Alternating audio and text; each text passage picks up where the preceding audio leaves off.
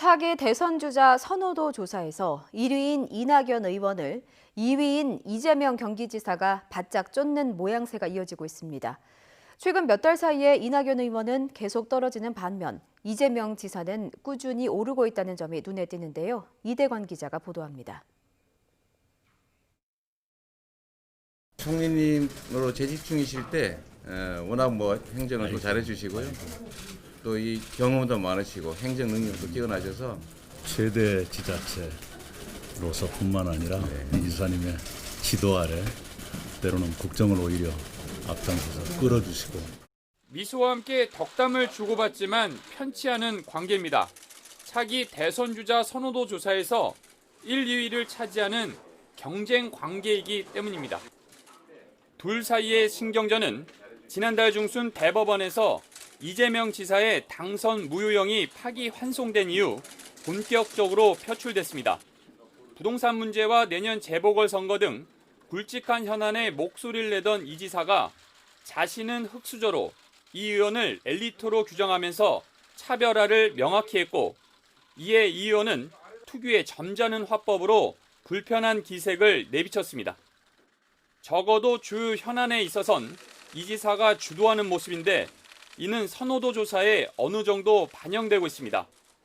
지난달 여론조사에서 이 의원과 이 지사의 격차가 6%로 줄어들었습니다. 물론 아직은 오차범위 밖인데 주목해야 할 부분은 바로 선호도 추이입니다.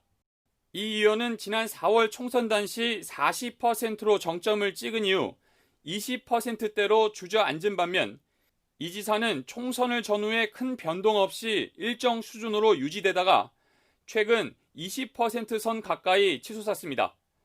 안정적 이미지가 강한 이 의원의 지지율은 문 대통령이나 민주당 지지율 추이와 비슷한 흐름을 보이는 게 특징입니다.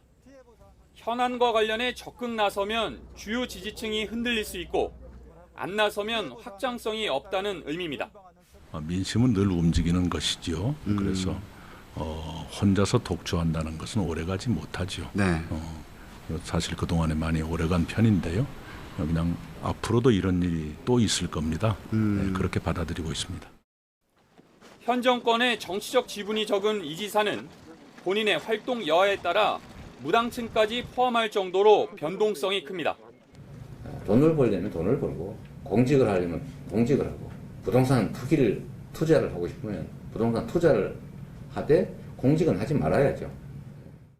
반대로 안정적 지지층이 있는 이 의원에 비해 핵심 지지 기반은 불안합니다.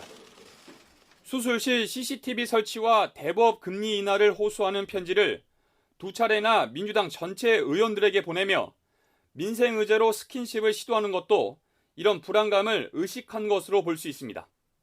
따라서 문 대통령의 지지율이 다시 급등하지 않는 한 이낙연 의원은 상승할 여력이 적고 이재명 지사는 상승할 가능성 있는 상황이 계속될 것이라는 전망이 나옵니다.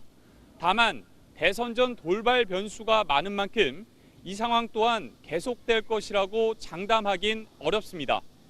YTN 이던우입니다.